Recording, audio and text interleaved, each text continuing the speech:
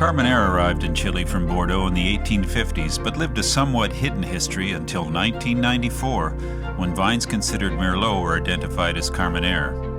At that point, many rushed in touting Carménère as Chile's signature grape. Conversely, at Montes Wines, they pursued a slower timetable, investigating the terroir and production methods of a grape they harvested 1 month after all others. The diligence paid off with the release of the iconic 2003 Purple Angel. 20 years later, we sit down with Aurelio Montes Jr., chief winemaker and son of the legendary Chilean winemaker Aurelio Montes Sr., at the Vancouver International Wine Festival to talk about the history and production of Carménère and their latest iteration of Carménère, Montes Wings.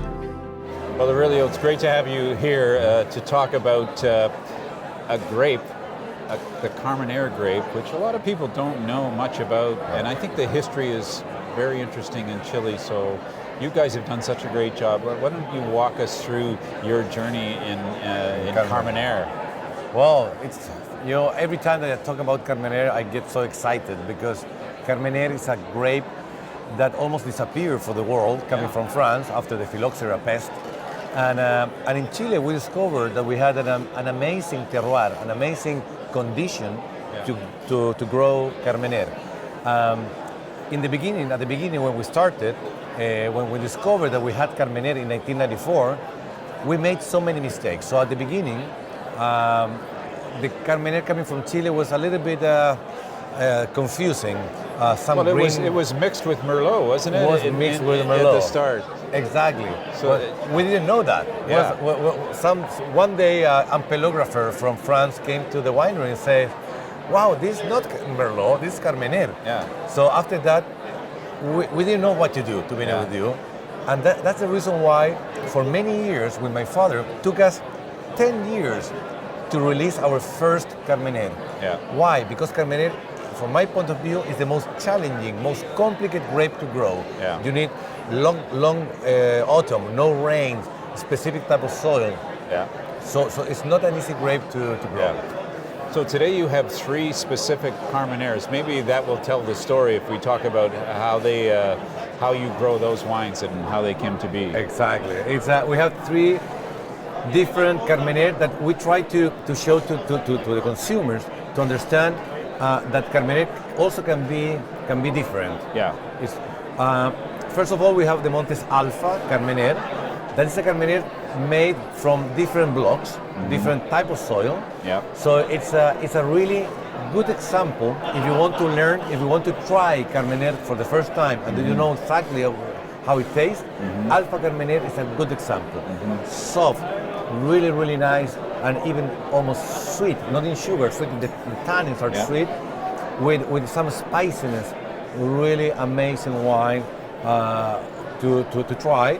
And we added 15% of Cabernet Sauvignon to make it a little bit more complex at the end of the wine, in the mouth of the wine. And even though you would describe it as soft and sweet tannins, but it ages as well. Even the entry-level wine can be aged. Exactly. Most people think that because it's so soft, so gentle, that the wine it doesn't age, and that's not true. The wine can age. I will not say as much as the Cabernet Sauvignon, but it can age 10, 15 years, no problem, and age so well. Yeah. After 15 years, maybe the wine's gonna start going down slowly. Right? Now you have a new baby. Yeah. Pretty amazing. Let's talk about Wings. What's the story there? Well, Wings is a new wine that we designed with my father, and that's why we say you need 2 wings to fly, because father and son, my father and me, we work together to make something that is completely new and completely different from the classic Carménère from Chile. Yeah. All the Carménère, by the book, we say that needs to be planted in flat soil where you have more clay, more food. Yeah. But we decided to plant in a very steep slope with less food, more granitic type of soil. So we didn't know what to get out of that. Yeah. So we got an amazing, elegant, very sophisticated Carménère. It's not big, it's much more feminine, completely different then. It's even more spicy. Yeah. You get even some pink pepper. Yeah. So it's really nice and tasty, but much softer and with a very good grip. So you get the tannin, but really round. So very nice to drink. Yeah. And by the way, it's black in color. I'm so opaque. It is. Did you expect that, or? No, to be honest with you, no, because Yeah. when you get a poor soil, Yeah. normally the color goes down. Yeah. But maybe because we're high in altitude and we get the winds coming from the south, Yeah. cooling down the place, the skin gets thicker, and that's why we get better color. Right. So it's beautiful. Yeah. It's really beautiful. Well, now we have to talk about the angel, the purple The angel. Purple Angel, Yeah. our rock star. Yeah. Well, Purple Angel was the first premium wine made ever in Chile. My father at that time was brave enough to say, if I want to produce a Carménère, it's going to be a good Carménère and it's going to be a premium Carménère.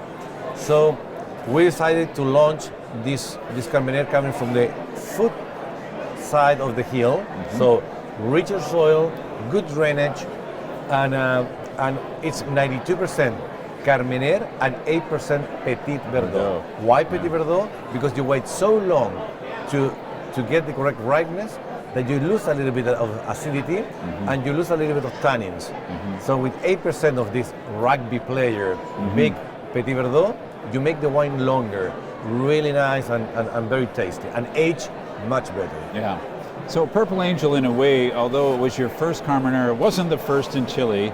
You made a very conscious decision not to be the first. Yeah. You wanted to be the best, I think. The best. Yeah. And that was Did the anybody first. believe that at the winery, or No, did the yeah. accountants believe that, or? No, we believe it because we have the quality. Yeah. But as you said, we didn't want to be the first. Yeah. There was no sense to be the first because Yeah. we didn't know anything about Carmenère. And that's why our first wine was the top Carmenère of Chile at that time. Yeah. Okay, I can't let you go without explaining, because consumers buy your wines and they see angels on these wines and Yeah. wings. What is the story of the angels and the wings at Montes?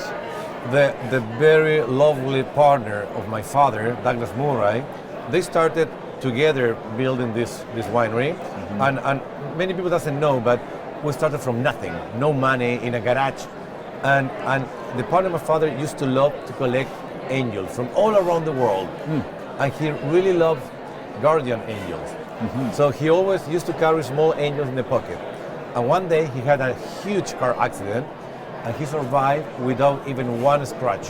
Wow. And he took the angel from the pocket and said, this angel Yeah. now is going to take care of our wine. So we changed all the labels that we had in the past Wow. for angels. That's a great story. Yeah, it's beautiful. Yeah. It's beautiful. Well, it's an amazing variety. A lot of people don't know much about it. It was great to hear how you're doing with it. Will there be another one now in the future, or? I think so. We're working in other concept of Carmenère. There's a big space. Carmenère is a complicated grape to grow. It's a complicated grape to produce, but it's amazing when you find the place. Yeah. So I believe in Carmenère a lot. I think Carmenère could be a big thing for Chile, but we need to keep walking. We can't stop. Well, thanks for joining us on Gismondi on Wine. Anytime you want to come back, you're welcome, and we'll try and catch up with you the next time we're in Chile. Definitely, it's a pleasure to come here to Vancouver. I love Vancouver. Yeah, thanks so much. Thank you. Yeah.